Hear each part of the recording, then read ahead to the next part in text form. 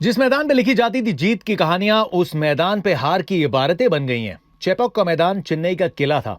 पहले मैच में लगा शायद किले में दरार आ गई, लेकिन अब 3 लगातार हार गए तो ऐसा लगता है कि चेपॉक के किले की दीवार थोड़ी ढह सी गई है। अपने ही मैदान पे कोई इतना अजनबी कैसे हो सकता है, ये सब महसूस हुआ चेन्नई की हार को देख के। मुकाबले की बात करनी थी, लेकिन मुकाबला तो हुआ ही नहीं। कोलकाता नाइट राइडर्स ने एक तरफा सा बना दिया इस मुकाबले को। तो बात करेंगे कैसे कोलकाता नाइट राइडर्स ने step by step Mahendra Singh Dhoni की बतौर कप्तान वापसी को एक यादगार शाम बनने नहीं दिया। खुद 2 पॉइंट चुरा के चले गए। और कौन से बड़े मुकाबले हो सकते हैं लखनऊ और गुजरात के मुकाबले में। और शाम को क्या सनराइजर्स हैदराबाद वापसी कर सकती है पंजाब के सामने। Quickly will wrap it all up, one tip one hand with Jatin जब्बू।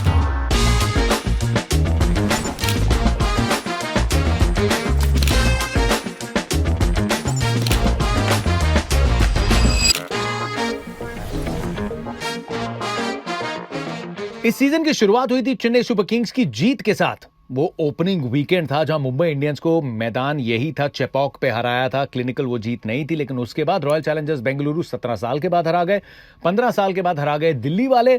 और अब कोलकाता नाइट राइडर्स ने चेन्नई सुपर किंग्स को थमा दी घर पे उनकी तीसरी लगातार हार।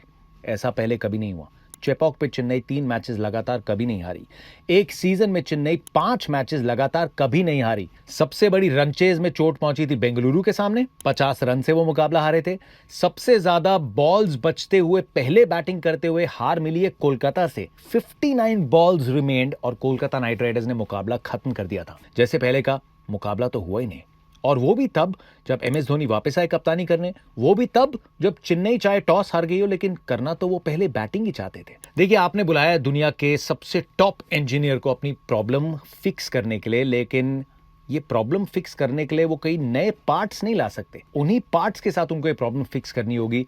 और इस समय चेन्नई को ये बहुत दुख लग रहा होगा कि ऑक्शन में, एक मेगा ऑक्शन में जिस टीम का चयन किया है, वो टीम इस प्रकार से खेल रही है। टॉस जीत के पहले बैटिंग करने आए डेवन कॉनवे और रचिन रविंद्रा में अब बहुत कुछ तलाशना पड़ेगा, क्योंकि ऋतुराज गायकवाड़ है नहीं। और मैंने ये कहा था कि एमएस धोनी की कप्तानी आने की खुशी है, लेकिन साथ में उससे बड़ा गम ये है कि आप अपने सबसे बेस्ट जो इंडियन बैटर है उसको गवा देंगे इस पूरे सीजन के लिए, और वो कमी खलती रहेगी। डेवन कॉनवे और रचिन रविंद्र आउट हुए। Devon Conway I thought was a little unfortunate, क्योंकि अंपायर क्रिस गेफनी का जो फैसला था, जो अंपायर कॉल हुआ, वो हल्की सी स्टंप को टच करती। खैर, ऐसे फैसले आपके हित में भी जाते हैं, कभी आपके खिलाफ जाते हैं। रचिन रविंद्र आउट हुए। मोइन अली। कोलकाता नाइट राइडर्स के पास 3 ऐसे खिलाड़ी थे जो चेन्नई की इस टीम को, चेन्नई के इस मैदान को अच्छे से जानते हैं। एक, उनके कप्तान अजिंक्य रहाणे, जिन्होंने पिछले कुछ सीजन यहां बिताए। 2, ड्वेन ब्रावो, जो चेन्नई सुपर किंग्स में आके चैंपियन बने। और 3, मोइन अली, जो चेन्नई के लिए खेलते थे। मेरे को तो ऑक्शन पे भी लगा था कि मोइन अली के साथ नहीं जा सकते थे, जो ऑफ स्पिन के साथ साथ आपको बैटिंग में भी फ्लोटर की भूमिका दे सकते हैं। खैर, 2 विकेट्स गिरी। और नंबर 3 और 4 पे आपके पास थे राहुल त्रिपाठी, जो फॉर्म के लिए स्ट्रगल कर रहे थे। विजय शंकर, जो भी फॉर्म को पूरी तरह अपने आगोश में नहीं ले चुके हैं।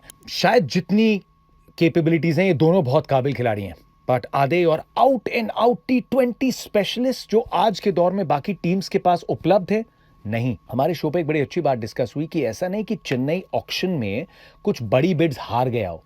वो बड़ी बिड एक हारे थे जो दीपक चाहर के लिए थी। उसके अलावा यही खिलाड़ियों पे बिड लगाई थी चेन्नई ने, और जीत के बहुत खुश भी हुए थे। और मैं फिर से कहना चाहूंगा, राहुल त्रिपाठी एक बहुत काबिल खिलाड़ी रहे हैं। विजय शंकर, उनके पास चाहे वो बिग हिटिंग ना हो, लेकिन इन कंडीशंस का अंदाजा है और वो एक छोर चला सकते हैं। लेकिन they can not be your only template of playing T20 cricket, जब खेल बहुत तेजी से आगे चल रहा है। दोनों ने स्ट्रगल किया। शिवम दुबे आए, एक छोर पे बने हुए थे, और ऐसा लगा कि 3-4 विकेटें गिरने के बाद विकेट में घुमाव आपने देखा, गेंद रुक के आ रही थी। और मिडिल ओवर्स में जहां तेजी अपने नाम करनी थी, वो तेजी अपने नाम की नहीं। पावर प्ले का सबसे कम स्कोर था चेन्नई का, ये सेकंड लोएस्ट था। पिछला इससे 1 रन कम था, आज 1 रन ज्यादा बनाया। पहले 10 ओवर का सबसे कम स्कोर था ये चेन्नई का। तो फिर एकदम से इंजन जो सीज हो रहा था, वो सीज हो गया बैटिंग में। कोलकाता के लिए चीजें और आसान हो गई, क्योंकि आप अपने टप्पे पे गेंदबाजी कर सकते थे, क्योंकि किसी ने आपकी लेंथ को बिगाड़ने की कोशिश नहीं की। रविचंद्रन अश्विन को आपने प्रमोट किया, क्योंकि हाथ आपके बंधे हुए हैं। रविंद्र जाडेजा को आपने भेजा, वो नहीं चले।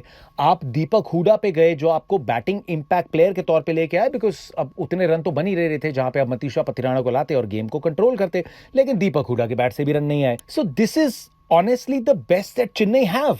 इन्हीं खिलाड़ियों के साथ चेन्नई को आगे बढ़ना होगा, और टीम अलग दिखेगी जब ऊपर से रन आ जाएंगे। जिस दिन डेवन कॉनवे, रचिन रविंद्रा और अगर राहुल त्रिपाठी के रन आ जाते हैं, या 3 में से 2 के भी रन आ जाते हैं, फिर मिडिल ऑर्डर थोड़ा अलग दिख सकता है। But this is not the team जो प्रॉमिस करती है कि यहां से आप टर्न अराउंड कर सकते हैं। 8 मुकाबले बचे हैं, 14 अंकों पे आप रन रेट की लड़ाई में फंसते हैं। 16 अंक कमाने के लिए अब आपको 8 में से 7 मैचेस जीतने पड़ेंगे। MS धोनी आए, what was the verdict on his dismissal, ये बात कर लेते हैं। और जब ये डिसमिसल आया, आई पर्सनली फेल्ट कि थोड़ी स्पाइक तो थी। फिर मैंने एक अंपायर से भी बात की जो ऑफिशियल अंपायर रह चुके हैं अंतर्राष्ट्रीय क्रिकेट में, और उनका यह मानना था that it came down to an opinion call. Bat जमीन पे नहीं लग रहा था, बैट पैड पे नहीं लग रहा था, बैट हवा में था, और बैट और बॉल के बीच में आप क्लियर गैप नहीं देख सकते थे। सो दी थर्ड अंपायर थॉट कि उतनी स्पाइक नहीं थी फॉर हिम टू से कि पक्का बॉल ही लगी है, लेकिन स्पाइक तो थी। सो वो नॉट आउट भी दे सकते हैं। कुछ अंपायर हो सकता है उस ओपिनियन में जाते that it's not conclusive enough for them, कुछ बोल सकते थे कि ये कंक्लूसिव इनफ था। तो आई पर्सनली फेल्ट दैट शायद वो नॉट आउट थे। बट क्या उससे चीजें बदल जाती? अगर 25-30 रन भी बन जाते, चेन्नई ये मैच फिर भी नहीं जीतती। That is the reality, and ये रियलिटी को एक्सेप्ट करके आगे बढ़ना चाहिए। कोलकाता के लिए the teams looking good. 3 spinner उन्होंने खिलाए, ऐसी विकेट चेन्नई बनाएगी तो ऐसी विकेट चेन्नई के लिए भारी पड़ेगी। बॉलिंग में अगेन रविचंद्रन अश्विन 3 ओवर में 30 रन आए। नूर अहमद काफी देर से आए गेंदबाजी करने। अंशुल कंबोज का एक अच्छा विकल्प आपने चुना। हमने बात की थी 2-3 मैच पहले अंशुल कंबोज की, लेकिन बैटिंग आपने उनको एंड में कराई और बॉलिंग के साथ वो एक विकेट ले गए। So very average, very forgettable day Chennai के लिए, लेकिन इन्हीं खिलाड़ियों के साथ आपको टर्न अराउंड करना है। और 6 मैचेस के बाद आप सोचने लग गए कि कहां पॉजिटिव है, क्या बाकियों को मौका दें या नहीं, तो ये सीजन बहुत लंबा होगा और ये सीजन पोटेंशियली बहुत दर्द देके जा सकता है। So fans are disappointed and you understand. MS Dhoni वापस आए हैं, बट लेट्स नॉट फॉरगेट वो 10 बार बैटिंग नहीं कर सकते, वो आके 20 ओवर नहीं डाल सकते। There is only so much that he will be able to do, and the reality is कि चेन्नई थोड़ी चिंतित होगी with all the options that they have moving forward in this league. But Kolkata, उनके लिए चुनौती ये है कि यहां से कुछ मैचेस जीत सकते हैं, क्योंकि 3 मैचेस जीते हैं, 3 मैचेस हारे भी हैं। So can they stop the stop start जो हो रहा है? क्या कोलकाता थोड़े बैक टू बैक मैचेस जीत सकती है? अगले 3 में से 2 मैचेस घर पे हैं, and that's what Ajinkya Rahane must aim to do. कप्तानी कमाल कर रहे हैं, बेमिसाल कप्तानी कर रहे हैं Ajinkya Rahane, and you got to give credit Kolkata की टेम्प्टेड नहीं हुए कि बहुत बड़ी बोली वेंकी अय्यर पे लगाई थी। अजिंक्य रहाणे को ऑक्शन में लेट लिया था। फैक्ट इज कि एक्सपीरियंस के साथ गए, and Ajinkya is captaining very very well.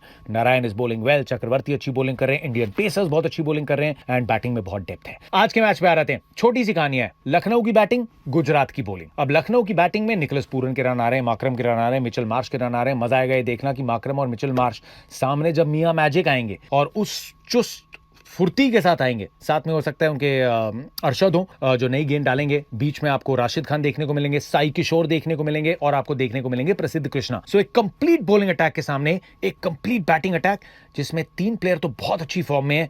But I would like to see Rishabh Pant की बैटिंग करने आए, अच्छे टाइम पे आए और अपने आप को मौका दे टू गेट इनटू फॉर्म, क्योंकि लखनऊ के लिए दाल क्वालिफिकेशन की तब तक नहीं गलेगी जब तक ऋषभ पंत के भी रन नहीं आएंगे, and he is too good a player कि उनके रन आए। So he has to back himself to come and bat, and ये एक अच्छा मौका है, घर पे खेल रहे हैं। सो अगर बहुत अच्छी स्टार्ट भी मिल जाती है, Rishabh Pant should back himself की बाहर जाके I am going to try and get those big runs because he is a player of that quality and calibre. Gujarat के लिए अगेन दे माइट, लगता है ऐसे कि टॉप 3 पे ज्यादा डिपेंडेंट है, लेकिन टॉप 3 का रोल बहुत अच्छे से क्लैरिफाइड है, एंड उसके बाद भी दमखम है इस बैटिंग ऑर्डर में। वॉशिंगटन सुंदर ने कमाल किया। एक बहुत ऑर्गेनाइज टीम है, जिनको सब चीजें पता है कि मेरी स्ट्रेंथ यहाँ पे है, मेरी ताकत यहाँ पे है, मेरी कमियां तो खैर उतनी दिख नहीं रही हैं, बट दे वेरी ऑर्गेनाइज्ड। अब शाम को हैदराबाद भी लगभग उसी बोट में है जिसमें चेन्नई है, जिसमें मुंबई है, घर पे खेल रहे हैं, and how can Hyderabad come back? यार बैटिंग तो बहुत अच्छी है, T20 वाली बैटिंग है, लेकिन बैटिंग के साथ साथ ना हम थोड़ी हैदराबाद की बॉलिंग पे भी फोकस करते हैं, क्योंकि मोहम्मद शामी और हर्षल पटेल में एक बहुत बड़ा अपग्रेड दिया था अपने आप को, लेकिन विकेट्स नहीं आई हैं। घर पे बिल्कुल मदद मिली है नहीं बॉलर्स को। कल अंडरलाइट्स कैसी पिच बनाते हैं, क्योंकि पिछले मैच में तो पिच ही ऐसी मिली थी जिसपे हैदराबाद बिल्कुल खेलना ही नहीं चाहिए। 150 वाली विकेट पे घर पे आप खेले थे।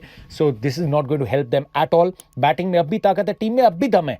It's just about again a couple of wins. Hyderabad के लिए अभी भी सीजन का टर्न अराउंड होते हुए आई वोंट बी सरप्राइज्ड, लेकिन वही अभिषेक, ट्रेविस हेड और ईशान किशन के बैट से रन बनने जरूरी हैं। जब उनके रन बन जाएंगे, 3 में से 2 के भी बन जाएंगे, तो suddenly will see a middle order that looks different. सामने पंजाब किंग्स अभी बहुत बड़ा मैच जीत के आए हैं और लगभग एक जैसा खेल खेलती हैं दोनों टीम्स एक जैसा खेल खेलती हैं। प्रियांश आर्य ने दिखाया शतक लगा के that they are not going to stop. तो एक out and out batting contest हम देखने वाले हैं दोनों टीम्स के बीच में, लेकिन उसमें बॉलिंग और बेटर परफॉर्म करती है। Punjab would like to believe कि अर्शदीप, मार्को यानसन और यूजी चहल पे थोड़ा और बैक कर लो यार, बहुत कमाल का बॉलर है, कि उनके साथ that their bowling has that fire power that can come out and deliver. तो ये बड़े बड़े कॉन्टेस्ट हैं। दोपहर को like I said Lucknow super giants against Gujarat titans. I can not pick a favourite. Gujarat की bowling gives them a little edge, लेकिन फिर पूरण का क्या पता भाई. और शाम के मैच में पंजाब किंग्स, क्योंकि उनके पास थोड़ा मोमेंटम है और हैदराबाद डगमगाई हुई है, but that by no means कि मैं ये बोल रहा हूँ कि हैदराबाद नहीं जीत सकती. तो मर्क्यूरियल टीम्स हैं एंड देखना होगा किसकी बैटिंग ज्यादा रंग लाती है.